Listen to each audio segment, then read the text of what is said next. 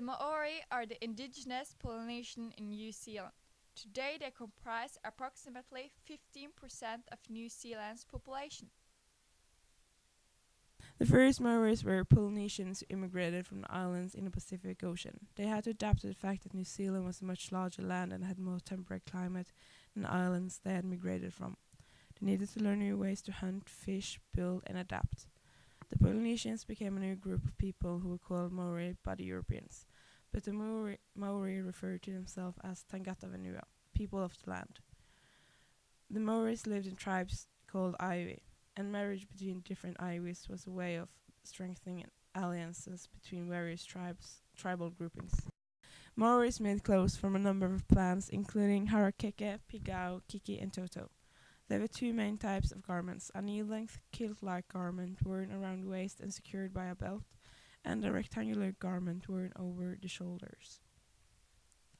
Men's belts were known as tatua, and women's as tu. The man's belt was usually the more ornate. Belts were usually made of flax, but occasionally other materials were used, such as kiki and pingao. Flax belts were often plaited in patterns with black and white stripes. The belts tied with a string tie. Women often wore a belt composed of many strands of plaited fiber.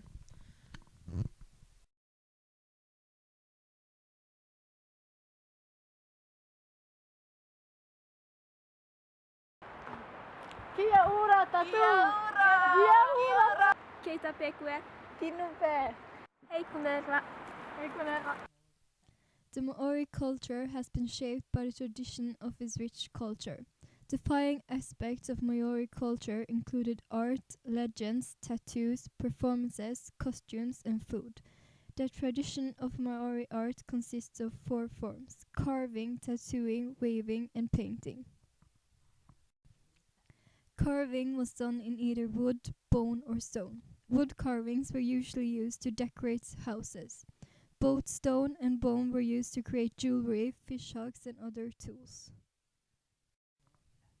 Tomoko is the art of traditional Maori tattooing. Men were tattooed on many parts of their bodies, included face and arms. Women were usually tattooed only on their lips and chin. Waving was a traditional textile that the Maori used. It was basically used to make wall panels in meeting houses and other important buildings, as well as clothing and bags. Music is a big part of the Maori culture, where they use vocal and drums.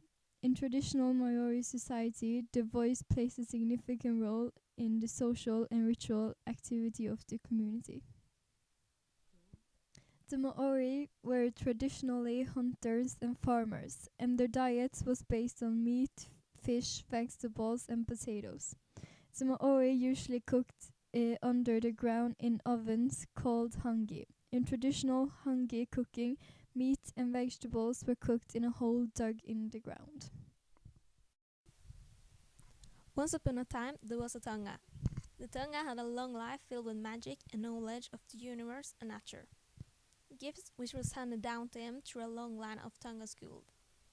But those times had passed. The old ways was almost gone. People no longer came asking for help or advices. Still, the Tonga practiced the old ways and listened to the dreams he knew was messengers from his ancestors. When the Tonga came down to the village, the parents and older people of the community welcomed him. But the children had no idea who he was. The thoughts of the future brought sadness to him. He knew the knowledge and teaching of Maori will die with him. One night, the Tonga had a dream of a huge reptilian creature that rumbled and turned in the ground, suddenly bursting through layers of soil and rock and ripped the earth apart. It then smashed its way through the small village, destroying everything in its path before slipping into the sea, which formed an almighty wave. The next day, the Tonga tried to warn the people in the village, before it was too late, but nobody listened to him. The next day, men from the community arrived at the Tonga's house. The children played in the long grass and parents talked and laughed. Then the earthquake hit. throwing everyone to the ground. Luckily, the place was stable and didn't slip away. But the village, downtown, was hardly to recognize. An hour later, a tidal raced over the village, taking everything, which was left and smashed it to pieces. From the day of the earthquake, the Tonga once more became a valuable member of the community. He helped to teach people the old ways of planting, medicines, and told the old stories.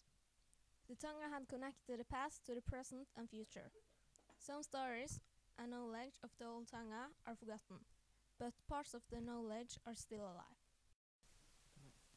Maori was a warrior culture and tribal wars were common. The first period with the white colonists, 1869 to 1840, was quite peaceful. However, the relationship between the Maori and the colonists became worse. The white colonists started buying areas from certain Maori chiefs, something that created uproar from the Maori people.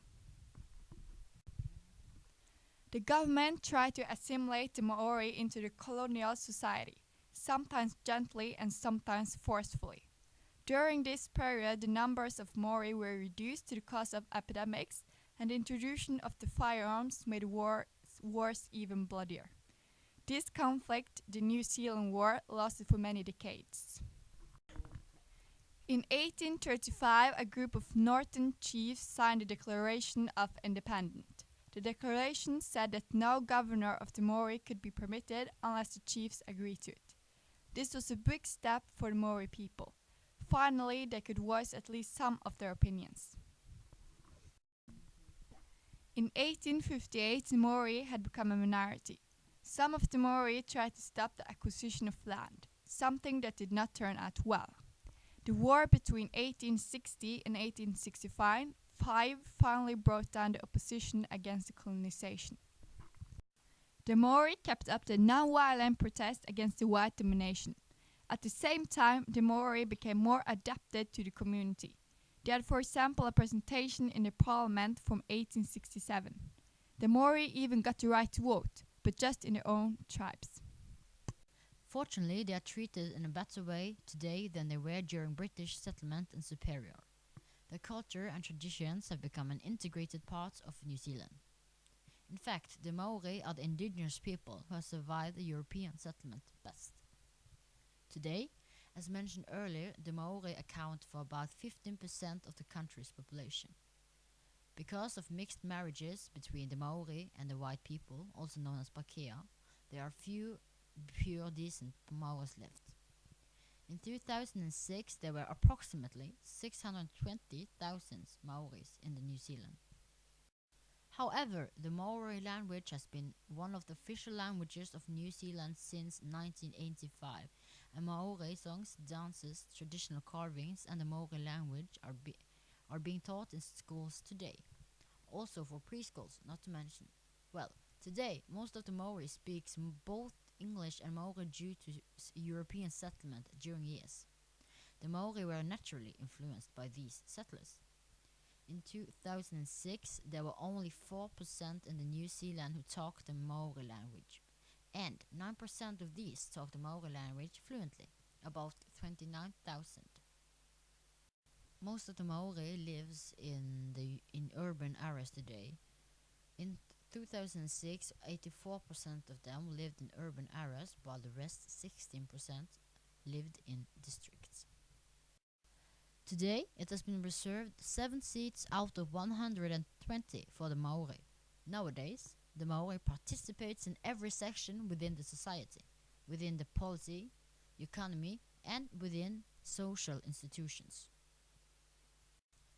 However, as we know, the Maori are well known for their tattooing.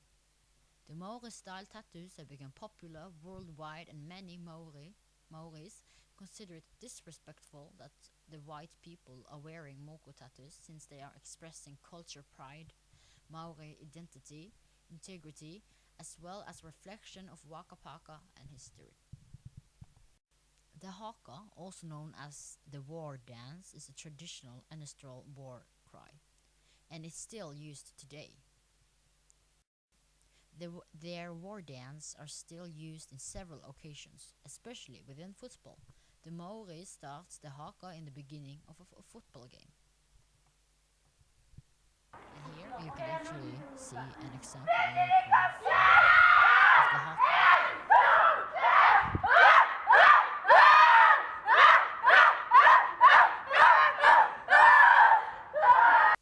So, their language and culture has a major impact in every section of the New Zealand life today. This makes not only the New Zealand an attractive destination, but make the New Zealand's life rich and varied. The ancient beliefs of Maori culture are recognized and respected by many New Zealanders today.